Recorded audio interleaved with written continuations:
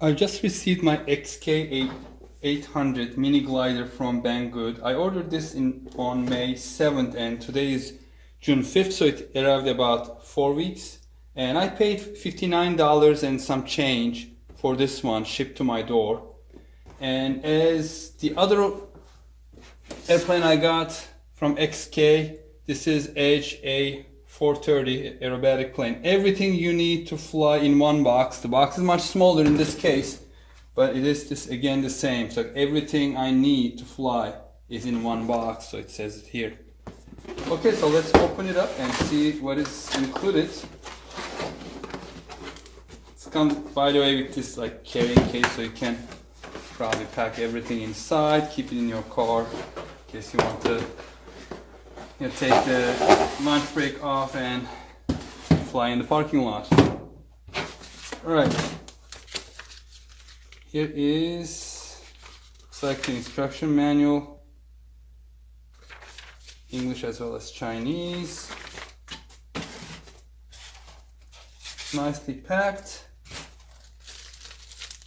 So here we have the hardware bag, the small Phillips screwdriver, a couple long screws, probably this is like an additional prop and spinner, and here we have the little USB charger. Here is the vertical stabilizer and the rudder. Here we have the horizontal stabilizer, the elevator. And the wing comes in two pieces, nicely protected in this special foam pouch. This one of them, so that I guess so that they don't scratch each other. The wingspan on this glider is listed as 78 centimeters. So around, I think around 30 inches. So this has like, each wing has its own aileron servos, which is nice, so you can just pull them apart. And here are the little connectors.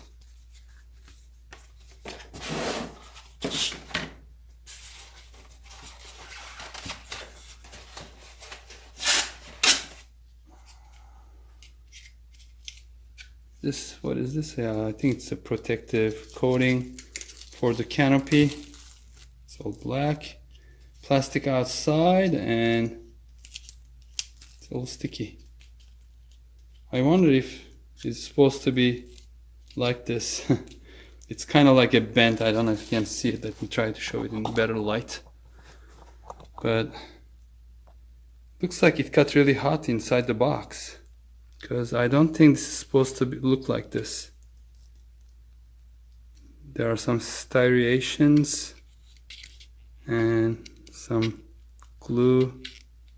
Almost looks like it melted. Maybe it's supposed to be shaped like this. We'll see once I put it on the glider itself. And here's the fuselage. The battery tucked inside. Let's see if it's supposed to be like this or not. So there's a locking mechanism. The plastic goes into those tabs. No, I don't think it's supposed to be like this. Oh boy. Looks terrible. Looks like it went through some real heat. I mean, the problem with this is when I'm gliding, the propeller is going to fold and then be next, and then when I start, it's just going to get stuck here before it has a chance to open. So I cannot fly this like this. I'm hoping that Banggood will be able to send me. I cannot even press this because it's sticky. Hopefully they'll be able to send me a spare one. Yeah, it doesn't look good. I don't know what happened. It all looks like separated from the foam over here. There's a big gap. I don't know if it's a manufacturing issue or whether this got really hot inside. Hopefully it's the manufacturing, because if it got hot, it could have affected the electronics as well. So we'll see. So what I'm going to do next is put the battery to connect to the charger, and once it charges, I'm going to put everything together, see how the surface and working all that. Right. The little battery is 2 cell, 7.4 volts, 300 milliamp hour capacity, and I just connected it to its little charger via this USB adapter, and it's charging. The red is on and the green is blinking. The battery is charged. It's now time to put everything together. By the way, if you're wondering where the transmitter is, it has been nicely tucked underneath the styrofoam box. So I guess that's how they were able to fit everything inside this very small box. So here's another small issue. I was trying to take this off, so you have to squeeze in these, and then when I pulled it, this bent. It is a little flimsy mechanism. I wish they use rare earth magnets to hold this in place. They didn't need this like plastic thing. I'm going to just use some hot glue to glue it back on. But yeah, I don't want it to come off during the flight. Anyway, they should be sending me a new one anyway. I'm going to reach out to Banggood and ask for it. Alright, so there are 3 different sizes of screws that came in the hardware package, and I was just looking through the instructions, and the shortest and the longest one belong to the wing. It kind of shows it here, or under the wing installation. So they show it as, this is 2.5 times 30 pm. I'm assuming that they are trying to say 30 millimeter, not pm, whatever, picometer. No, it's not. And then this is the shortest one, 20 centimeter one, and then the one that is silver colored is the one that will hold the horizontal and vertical stabilizers in place coming from down. The bottom is the 25 millimeter one. By the way, these are very stiff, so it's probably a good idea to work it out a little bit, so it doesn't give issue to the servos, and they're straining to pull up and down. And similarly, the rudder is a little looser than the elevator, because probably it's the length of it makes it a little stiff. Okay, so it looks like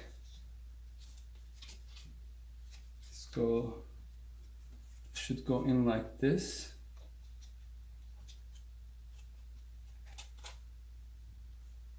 That hole, and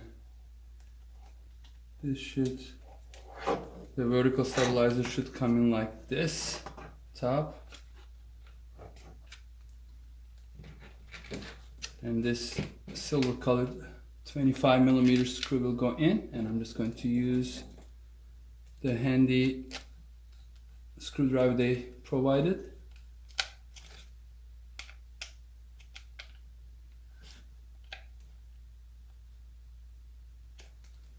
Right, it's nice and tight. And next I'm going to connect the control linkages. To start, I think I'm going to put them on the outermost ones until I figure out how it's behaving. I just don't want to be over controlling them. Well, there are these elastic retainers that you have to pull to the back. It's transparent, so it's difficult to see, but it's over here. I just pushed it back. There's a transparent retainer. You can probably see it easier against the black background now.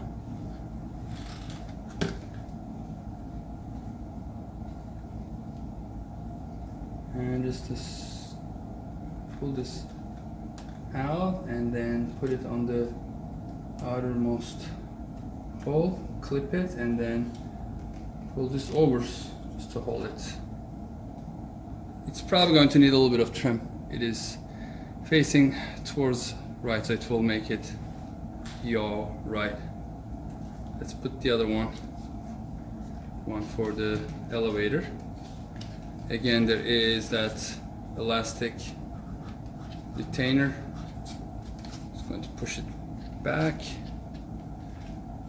and open this one up. And I can do the fine trimming later after I do the trimming using the transmitter. I'll do physical trimming later after the first couple flights. Where did the... Okay, here we go. Elastic. And just push it up.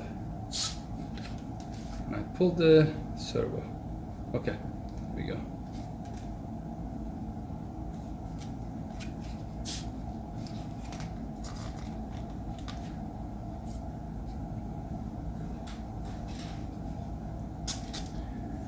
And now it's time to put the wing on. So the wing is kind of ingenious. So they slide together. If you look, there's this this rail that kind of slides in like this. So you have to just line them up and then push them, and then they go in to these three, I call the retainers, like clips. You can slide it back out, but once you put those two screws in the front and back, they should be nice and tight. And they did a great job putting these two spars, one behind the wires of the aileron servos and one on the front. So it should be pretty nice and tight. And the foam seems to be very resilient kind. So I don't expect it to break or anything. They're very elastic, very flexible. Okay, so let's get the servo leads in. Of course, before I do anything, I should probably, before putting on the screws, I should probably check that they are working correctly. So the first one is in. So you need to have kind of like a small hands to be able to do this.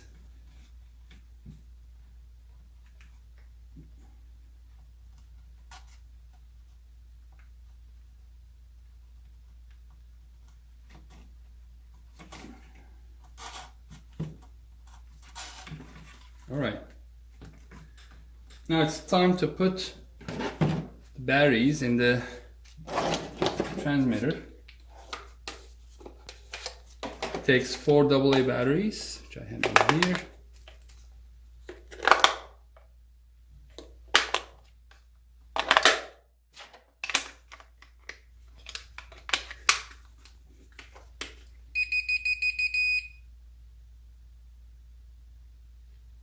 All right, I'm not sure if I have to turn, I should probably know, but I don't know.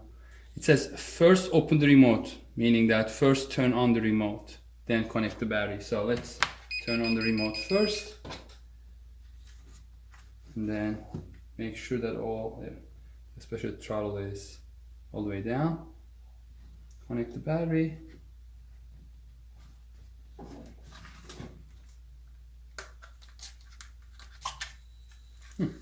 I heard that whoop, meaning that prob's connected. Okay, I connected correctly. So right aileron control, raise the right aileron, left aileron control, raise the left aileron. Okay, and elevator, up elevator, down elevator, and rudder, right rudder, left rudder. Wow, there's a lot of rudder authority here, I think. Oh, it's trying to, it's in the safe mode, I guess. You see, it's trying to level it when I rotate it like this. And then this is in the high rates. If you look here,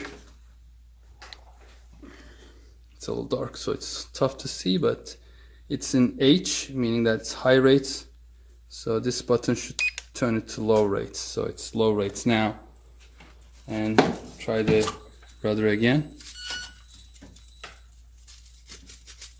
Yeah, it doesn't deflect as much, but this is still in 6G mode, which is, it's using 3 gyros and 3 accelerometers to figure out what it's doing. If it's doing something that you didn't put controls inputs in, like maybe the wind just put it to the right, it's just going to drop the right aileron and raise the left aileron to bring it back to level. The motor, pretty nice for the size. Okay, so let's get the battery out so I don't slice my hand. The motor, turn off the transmitter and finish putting this together. I just trying not to pinch the servo leads somewhere strange. This one should go in this way. It's a challenge. I think they're going through they need to go through these channels on the side properly, so that they're not getting pinched on the side, so they need to go through these channels over here.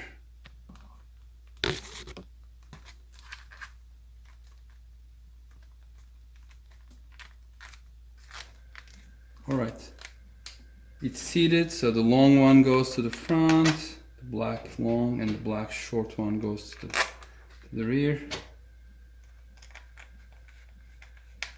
Let's use that handy dandy little screwdriver that came in the box in the hardware package.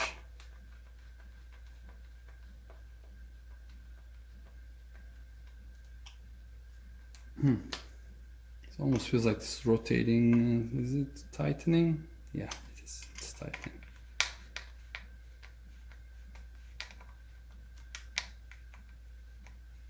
I wouldn't want to over tighten it because probably the forces these are seeing are tiny, because this is so lightweight and so small. Okay, I think this is tight enough. I'll say finger tight with my fingers. Yeah, looks good, except this piece. Now I'm going to pause and then just fix that part. So I put plenty of hot glue around that area and then pushed it back. I don't think it's going to bend again anytime soon, so hopefully it will stay. And a couple observations. So I just want to show you how the gyro is affecting the flight, so what it's doing. So let's turn on the transmitter. I was just trying it out a little bit and I figured it out, I think. So let's connect the battery. And then I'm just going to lay it flat. If gyro is doing it. So I just heard the click, so now it's bound. And right now, this light is not blinking. It means that it is in 6G mode controlled. And when you turn it on, it just turns on like this, 6G mode. You have to press once to put it in the 3D mode, and then one more press. When this is solid, it is in 6G mode, the beginner mode. And then this one toggles the rates from low to high. So it's low right now, high, back to low. And in the 6G mode, you see that it's nothing. It doesn't do anything until you use the throttle. The instructions say something about the red light. I cannot see the red light unless you open this up and then look really deep in there. Then you can probably see a red light. I haven't seen it blinking, but what I found out was I have to start the motor and then it starts controlling. You can probably see it and hear it. So it is now controlling. And also if I do right aileron, so I'm sorry, right aileron, and it's going banking, at about here it levels it out, so there's no more aileron as you can see. And if you go over, now it is trying to bring it back. So this is the most it goes, and then it's flat. And now in 3D mode, it still does some stabilization. You can hear it. Aileron and elevator, no yaw. So rudder doesn't have stabilization, but elevator and ailerons do have. But if you are banking right, it's not going to stop you, so you can go around and it's not going to do anything to your controls. So that's the only difference. And yes, so there is no like full manual mode on this one. Even in the 3D mode, it is trying to stabilize it. I mean, some people find it probably advantageous, some people don't. I like to be able to fly without any assistance. I'm old school, I learned a long time ago, and these kind of tricks are good for the beginners or intermediate pilots, but at one point I don't want to be controlled by, by the plane, or being second guessed what I'm doing. And yeah, another observation is it has the Christmas colors on it, more or less. I mean, so it's the green and red and a little bit blue. I don't know, it's like there's some black, but there are these snowflakes. I didn't realize that when I first opened it, but now I'm realizing it's like snowflakes and winter and New Year's or Christmas theme. It's funny. I was able to peel off this deformed plastic covering from the hatch, foam hatch. So if I put that in, it's just going to look a little like strange, but that's okay. I mean, now I have some ventilation holes actually. And I can just paint it black, this section completely black. I don't need this plastic, and probably it's adding extra weight. So I don't care really, as long as it doesn't change the flight characteristics. And in any case, I'm going to reach out to Banggood and see if they're going to stand behind their product and then send me a new hatch. They should have some spare parts, because this is a fairly new airplane, so it's still on the market. Yeah. So I reached out to Banggood customer service, and I probably had one of the best customer service experiences ever. I wasn't expecting that. I didn't have high hopes. So basically I reached out and said I would like to get a replacement canopy, and this is the time, and this is the whole transcript of that conversation. And within less than half an hour they responded and offered me a $20, not as a store credit, Banggood credit, but to be just put back into my payment method. And I thought about it, and then I got back to them. Okay, I accept that. And they said, could you please confirm? I confirmed, and they said, it will be in my account within 48 to 72 hours. No, on the same date, June 12th, it was in my PayPal account. It was refunded. So it was great experience. I will definitely buy from Banggood again. I paid $59 and some change for this glider to be shipped to my home, and I'm getting $20 back. And so basically I paid like $39. If I want to buy a hatch, that's also available from Banggood. This hatch costs about $6 plus shipping, a little over $9 total. Even if I order it, get it, I still have over $10. So the glider ends up being $49. And I'm very happy with this resolution. On the other hand, I had a similar order through HobbyKing, an EZIO 800 glider, and I had so far terrible customer service experience. I ordered an EZIO 800 glider plug and play from HobbyKing for $57. It was on sale at that time. I received it. I put it together only to find out that the ESC is faulty. It was cutting off from time to time, making strange sounds. So I reached out to their customer service, and a couple days later they got back to me and saying, try calibrating it. So I followed their instructions, calibrated, same issue. So I got back to them and said, hey, this is still faulty. Please send me an ESC.